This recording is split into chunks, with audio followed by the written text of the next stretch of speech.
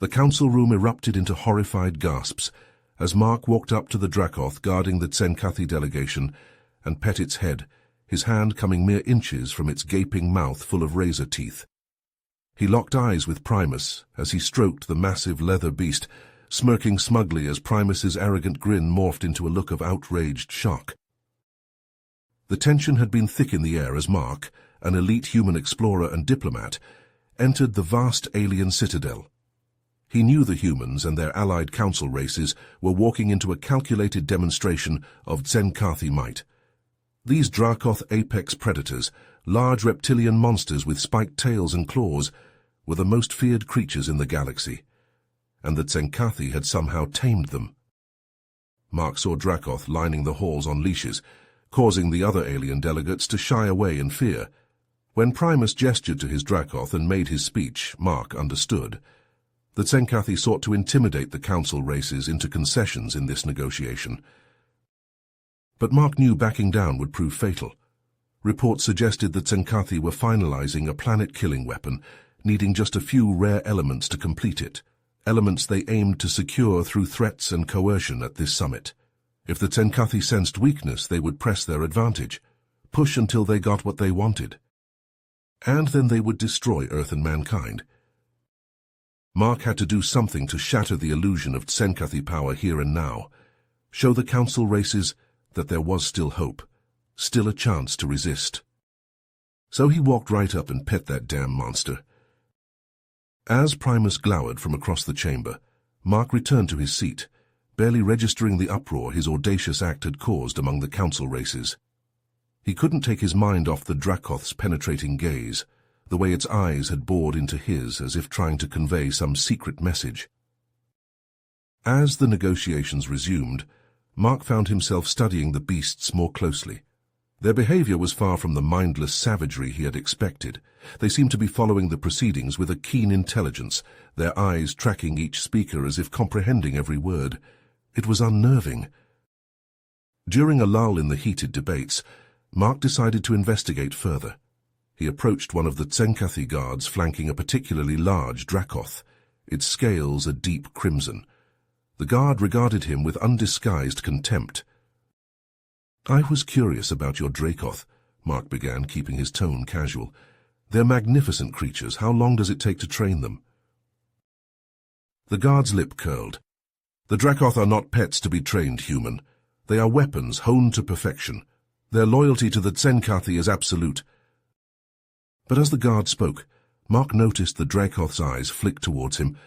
Holding his gaze for a heartbeat too long, there was something there, hidden in those reptilian depths, a flicker of recognition, understanding.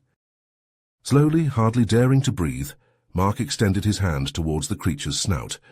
The guard hissed a warning, but Mark ignored him, maintaining eye contact with the Dracoth. To the shock of all watching, the beast remained still as Mark's fingers brushed against its scaly hide. For a moment there was silence. Then the guard yanked hard on the Dracoth's leash, forcing its head back. "Step away, human," he snarled.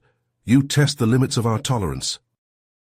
Mark raised his hands in a placating gesture and backed off.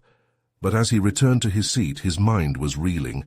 The Tsenkathi claimed absolute dominion over the Dracoth. But what if that control was not as complete as they wanted the Council to believe? What if the Dracoth were more than mere killing machines? As the summit wore on, Mark found it increasingly difficult to focus on the negotiations. His thoughts kept circling back to that moment of connection with the Dracoth, the glimpse of something more lurking behind those eyes. If he was right, if the Tsenkathi's power over the beasts was not absolute, it could change everything. But he needed proof, and to get it he would have to confront the Dracoth again, this time away from the watchful eyes of their Tsenkathi masters. It was a terrifying prospect, but if it meant uncovering the truth and finding a way to stop the Tsenkathi's planet killer, Mark knew he had to try. As the council chamber emptied, Mark hung back, his eyes locked on Primus and his Dracoth. The Tsenkathi ambassador strode out, the beast padding along at his heels. Mark waited a beat, then slipped out after them, keeping his distance. He tailed them through the citadel's winding corridors, ducking into alcoves whenever Primus glanced back. The ambassador led his Dracoth deeper into the structure, finally stopping at a heavily guarded door. Mark held his breath as Primus exchanged words with the armed Tzenkathi soldiers. Then the door slid open, and ambassador and beast disappeared inside. The door clanged shut behind them. Mark approached the guards, his heart hammering. He held up his diplomatic credentials. "Mark Lansing, Earth Delegation. I need access to this area." The guards eyed him suspiciously.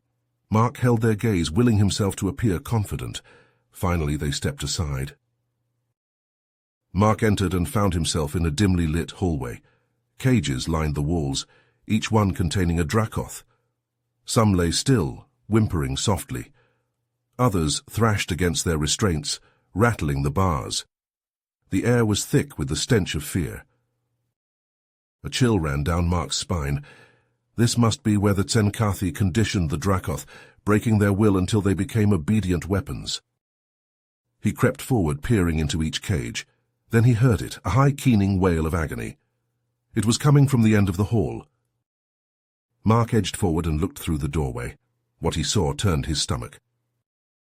A Dracoth was strapped to a table, its scales peeled away to reveal the pulsing brain beneath. Tzenkathi scientists crowded around it, tools in hand. As Mark watched, they drove an implant deep into the exposed brain matter. The Dracoth screamed, its body convulsing against the restraints. The scientists merely watched, taking notes on their data pads. Bile rose in Mark's throat. He'd seen enough. He had to get out, had to find a way to expose this cruelty. He turned to go and found himself face to face with Primus. The ambassador's eyes glittered with malice. "You should not have come here, Mark Lansing of Earth," Primus hissed. Behind him, the guards raised their weapons. Mark's mind raced, desperate for a way out. He had a feeling that if Primus had his way, what he'd just discovered would never see the light of day. But he was equally certain that he couldn't let that happen. Somehow he had to survive this. For the sake of the Dracoth and for the future of his own people, failure was not an option. Mark's heart raced as he slipped out of the citadel, evading the watchful eyes of the Tzenkathi guards. He moved through the shadows, his mind reeling from the horrors he had witnessed in that hidden facility. The agonized screams of the Dracoth echoed in his ears, fueling his determination to expose the Tzenkathi's cruelty. He made his way to a secluded alleyway in the city's underbelly, where he had arranged to meet Zor-El, his trusted contact within the Galactic Council. The Lyraxian emerged from the darkness, his reptilian features etched with concern. "Mark, what's going on?" Zor-El asked, his voice low and urgent. "Your message sounded dire." Mark took a deep breath, the weight of his discovery heavy on his shoulders. "Zor-El, I've seen something terrible. The Tzenkathi, they're not just controlling the Dracoth, they're torturing them, experimenting on them." He described the hidden facility, the rows of cages and the gut-wrenching sight of the Dracoth strapped to the table, its brain exposed as the Tzenkathi scientists drove implants into its skull. Zor-El listened, his eyes widening in horror. "By the stars," he whispered, "we have to do something. We can't let this continue." Mark nodded grimly. "I managed to record some of what I saw, but we need more evidence. We have to build an ironclad case against the Tzenkathi." Over the next few days, Mark and Zor-El worked tirelessly to gather proof of the Tzenkathi's mistreatment of the Dracoth. They infiltrated the Citadel's security systems, downloading surveillance footage from the hidden facility. They interviewed other delegates, gathering whispered rumors and first-hand accounts of the Dracoth's plight. But as they dug deeper, they began to suspect that the Tzenkathi's control over the Dracoth went beyond physical restraints and neural implants. They discovered ancient texts that spoke of a powerful telepathic bond between the two species, a connection that allowed the Tzenkathi to dominate the Dracoth's minds and bend them to their will. "If this is true," Zor-El said, his voice grim, "then simply exposing the Tzenkathi's cruelty may not be enough. We have to find a way to break this telepathic hold they have over the Dracoth." As they pored over the ancient texts, searching for clues, Mark and Zor-El began to experience strange phenomena. Vivid nightmares haunted their sleep, leaving them shaken and exhausted. Sudden bouts of dizziness struck them at random, sending them reeling. And always, there was the unsettling sense of being watched, of unseen eyes tracking their every move. "They know," Mark said one night, his voice tight with fear. "The Tzenkethi, they know what we're doing. They're trying to stop us." Zor-El nodded, his jaw clenched. "Their telepathic abilities must be stronger than we realized, but we can't give up now. The Dracoth are counting on us." So they pressed on, despite the growing danger, despite the fear that gnawed at their guts. They knew they might be the only hope for the Dracoth, the only ones who could prevent the Tzenkethi from using these magnificent creatures to assert their dominance over the rest of the galaxy. But as they delved deeper into the mystery of the telepathic bond, as they searched for a way to break the Tzenkethi's hold, they began to realize that they were up against something far more powerful and insidious than they had ever imagined. And with each passing day, the shadows grew longer, the danger more palpable, until it felt as though the very air they breathed was thick with menace. Mark's hand shook as he lifted the ancient tome, the pages crackling beneath his fingers. Beside him, Zor-El leaned in, his eyes scanning the faded text. "There," the Lyraxian said, his finger stabbing at a passage. "The key to breaking the bond, it's here, Mark, we just have to—" But before he could finish, the door to their hideout burst open, the sound of splintering wood filling the air. Mark spun, his heart in his throat, as a figure stepped through the shattered doorway. It was Primus, his eyes blazing with malevolent light. Behind him, a dozen Tzenkethi soldiers poured into the room, their weapons trained on Mark and Zor-El. "Did you really think you could defy us, human?" Primus snarled, his voice dripping with contempt. "Did you really think your pathetic attempts at rebellion would go unnoticed?" Mark stood his ground, his fists clenched at his sides. "We know the truth, Primus. We know what you're doing to the Dracoth, and we won't let you get away with it." Primus laughed, the sound cold and cruel. "You know nothing, Mark Lansing. You have no idea of the true power we wield." He stepped forward, his eyes boring into Mark's, and suddenly Mark felt a searing pain explode behind his eyes, a scream tearing from his throat as he fell to his knees. Beside him, Zor-El cried out, his body convulsing as he too collapsed. Through the haze of agony, Mark saw Primus standing over them, his hand outstretched, his eyes glowing with an eerie light, and he knew, with a sickening certainty, that the Tzenkethi's telepathic powers were far greater than they had ever imagined. But even as the pain threatened to consume him, even as the darkness closed in, Mark refused to give in. He had come too far, fought too hard, to let the Tzenkethi win now. With a final, desperate surge of strength, he lunged forward, his fingers closing around the ancient tome. And as the world faded to black, as the last of his consciousness slipped away, Mark knew that the fight was far from over, that the battle for the Dracoth, for the very soul of the galaxy, had only just begun. With trembling hands, Mark lifted the modified neural implant, his eyes locked on the device that could be their last hope. Zor-El stood beside him, his reptilian features etched with worry. "Are you sure about this, Mark?" he asked, his voice low and urgent. "The risks—" "I have to try," Mark said, his jaw set. "It's the only way."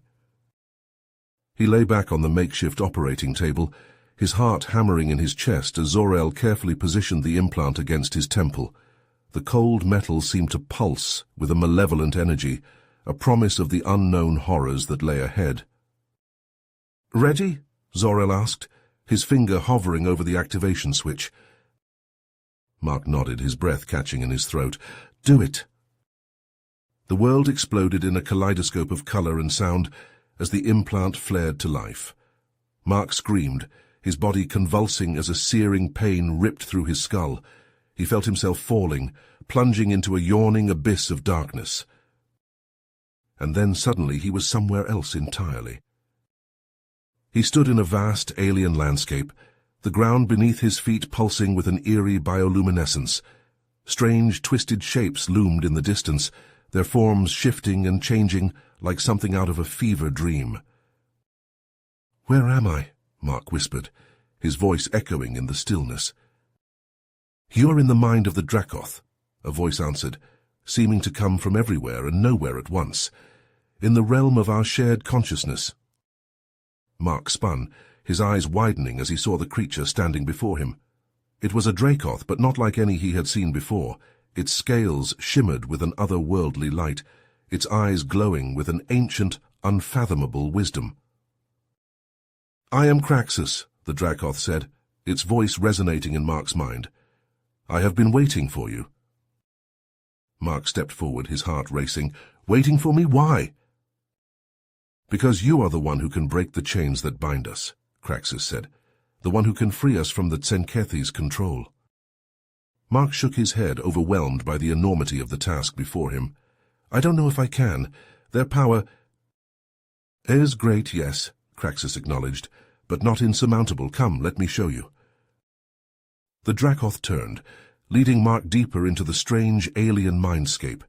As they walked, Mark began to sense other presences around them, the minds of other Dracoth, their thoughts and emotions swirling like a maelstrom.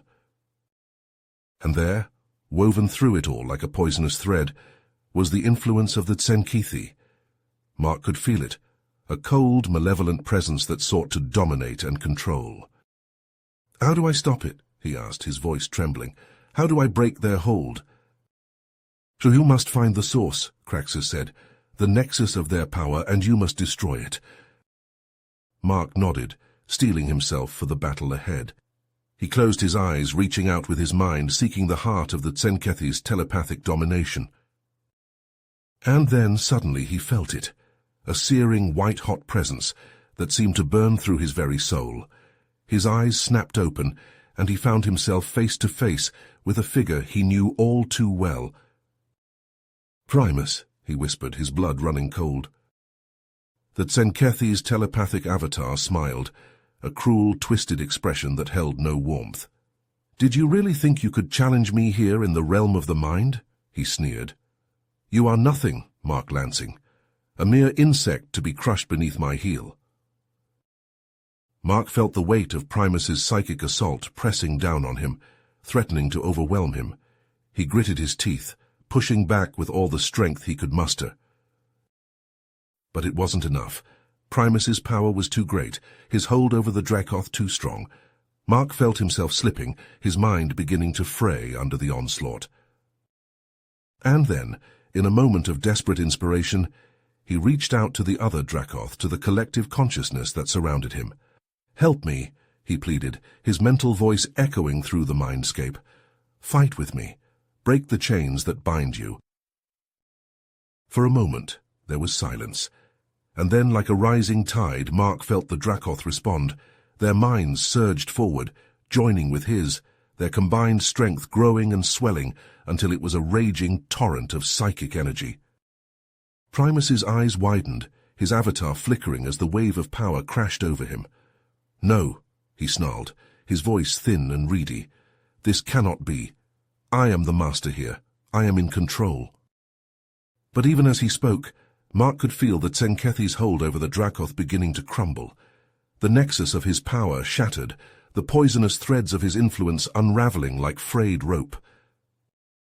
And with a final, desperate scream, Primus's avatar dissipated, his presence vanishing from the mindscape like a wisp of smoke on the wind. Mark sagged, his mind reeling from the psychic backlash. He felt the Dracoth's consciousness receding, their newfound freedom a tangible presence in the air. But even as he reveled in their victory, Mark felt a searing pain lance through his skull. The strain of the battle, the sheer magnitude of the psychic energies he had channeled, had taken their toll. He felt his grip on the mindscape slipping, felt himself falling once more into the yawning abyss of unconsciousness, and as the darkness claimed him, he knew that the price of the Dracoth's freedom had been high indeed. Zoril watched in horror as Mark's body convulsed on the table, his eyes rolling back in his head. The modified neural implant sparked and smoked, the acrid scent of burning circuitry filling the air. And then, as abruptly as it had begun, it was over. Mark lay still, his chest rising and falling with shallow, uneven breaths. Zor-El rushed to his side, his fingers pressed against Mark's neck, feeling for a pulse.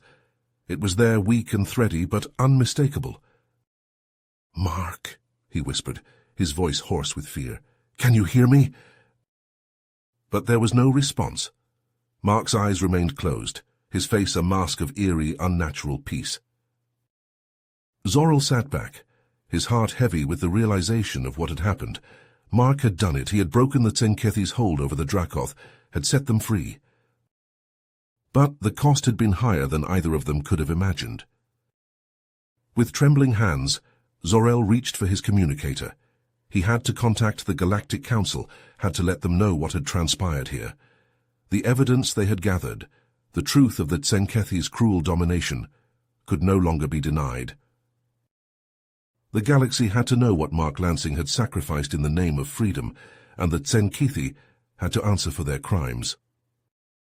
As he spoke into the communicator, his voice shaking with a mixture of grief and determination, Zor-El knew that the battle was far from over. The Tsenkethi's empire would not crumble easily, their power and influence too deeply entrenched to be toppled overnight. But the first blow had been struck. The first crack had appeared in the facade of their dominion. And as he looked down at Mark's still silent form, Zor-El made a silent vow. He would carry on the fight, would see the Tsenkethi brought to justice no matter the cost. For the sake of the Dracoth, and for the brave, selfless man who had given everything to set them free. The communicator crackled to life, the voice of the Galactic Council's High Commissioner echoing through the room. "Zor-El? What's happening? We've received your emergency beacon." Zor-El took a deep breath, his gaze never leaving Mark's face. "Commissioner," he said, his voice steady and clear, "I have evidence of a grave injustice, a crime against sentience itself, and I need your help to bring the perpetrators to account." There was a moment of silence on the other end of the line, and then the Commissioner's voice returned, hard and determined. "Tell me everything."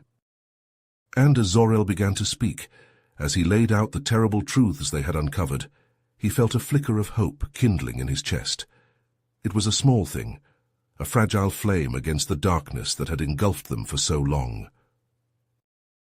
But it was a start, and in the name of Mark Lansing, in the name of the Dracoth and all those who had suffered under the Tsenkethi's cruel reign, Zor-El knew that he would nurture that flame, would fan it into a blaze that would light the way to a better future. No matter how long it took, no matter what challenges lay ahead. The fight had begun, and Zor-El would see it through to the end. You have reached the end of the story. If you enjoyed this story and want to support us, please leave a like and subscribe to our channel, and for every comment that says 88, I will heart every single one of them. Thank you for your time.